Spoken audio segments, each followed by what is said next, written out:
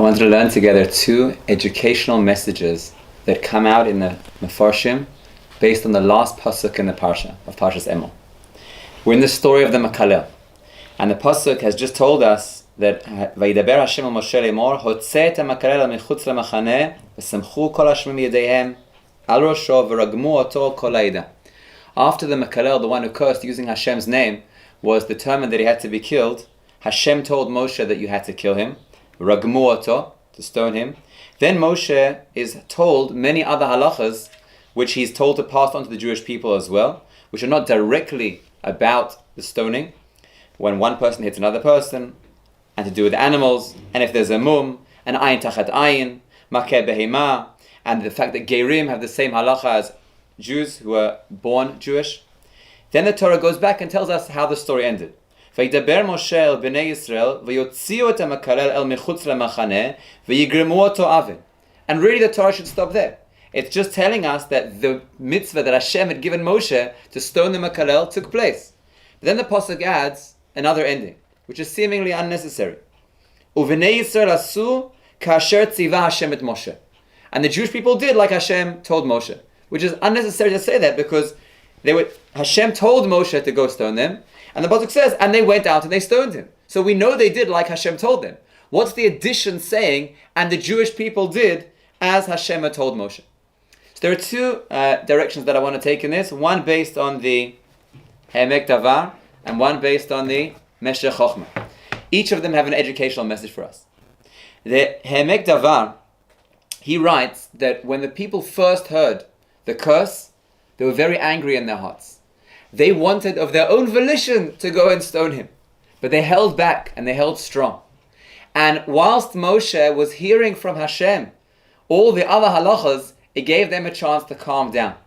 And by the time they heard the commandment, go and stone him, they didn't just stone him with everyone grabbing a stone and stoning him, but rather the pasuk is medayik, which didn't say the first time, v'yigremu oto aven, one stone, only one stone. And why did they only do one stone? Because they wanted to express they weren't doing it from a place of anger. Rather, they were stoning him as Hashem has commanded. And that's how the Emek Davar concludes, and he writes, Lo asu al pi kas v'nekama shematzu bilvavam b'sha'ah sheshamu el asu mitzad ha'mitzvah lekayem mitzvat regima ragmu oto even echad. And that's why the Torah ends kasher tziva Hashem. The teacher, they did it because the Torah commanded them, not because it came out of a place of their anger. The message we can take from the Emek Davar is based on the famous story of Rav Eli Alopian. It's said that Rav Eli Alopian, he had a special jacket. Then whenever he wished to rebuke his children, he would go put on that jacket and then he would rebuke them. And he would leave the jacket in a place which was not right there. It was a little inconvenient to get to. And then by the time he walked over there and he put on the jacket and then he came back to rebuke his children, by then the initial fury had passed. The initial sense of wanting to shout at them, which probably wouldn't come from an educational place, it would come from a midas place, that had already passed. And he was able to say only words which would be building, and not words which chas v'shalom would be harming. So that's the first message. The second message, the way that Meshech Chochmah takes the idea, is the following. He writes, what is the reason, and this is based on Chazal and Vayikra Rabbah, what is the reason why the Makalel actually cursed? It's in context of the previous story. Just before the Makalel, the Torah tells us about the Lechem HaPanim.